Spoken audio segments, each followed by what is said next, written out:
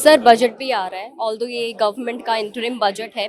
तो real estate sector के लिए, क्योंकि रियल एस्टेट सेक्टर बूम भी कर रहा है और आगे अगर हम आगे के आने वाले सालों की बात करें तो ये बहुत ज़्यादा बूम करने के ऐसे एक्सपेक्टेशंस है।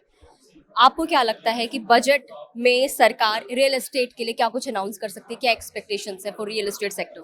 देखिए, मोदी सर की एक प्लान है कि real estate should be $1 trillion economy sector by 2030 and they are spending the government बहुत सारे पैसे इंफ्रास्ट्रक्चर पे खर्च कर रही है और वो इंफ्रास्ट्रक्चर डायरेक्टली रियल एस्टेट को बहुत बेनिफिट कर रहा है। जैसे कि जो एयरपोर्ट आता है उस एरिया में तो वहाँ पे रियल एस्टेट डिमांड बहुत बढ़ जाती है।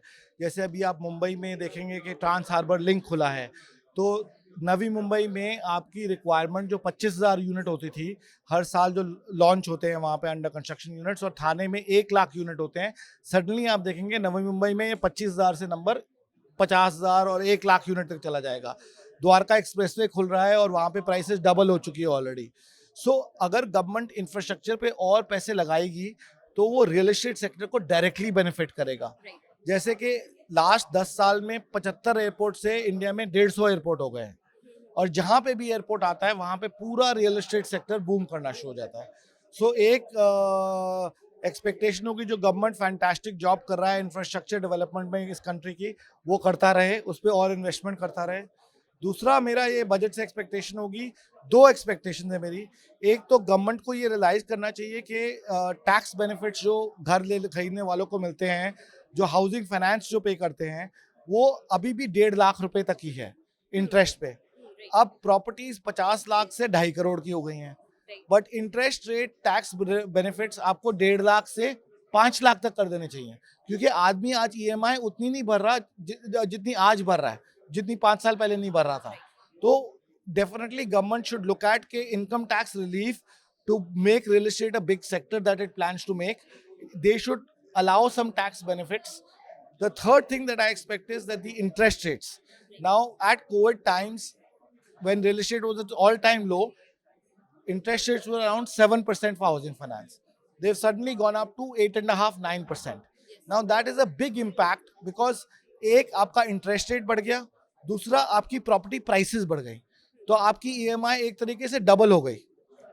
राइट, तो उसके लिए आपको इंटरेस्ट रेट्स, अगर इस सेक्टर को और बढ़ावा देना है तो इंटरेस्ट रेट्स थोड़े फोकस करना पड़ेगा, थोड़े कम कर दें, ताकि जो रियल एस्टेट प्राइस अप्रिसिएशन पे इम्पैक्ट आया है और जो आदमी आज महंगे घर खरीद रहा है उसको थोड़ा बेनिफिट मिले और वो और घर खरीद पाए। मेरी तो ये एक्सपेक्टेशंस हैं।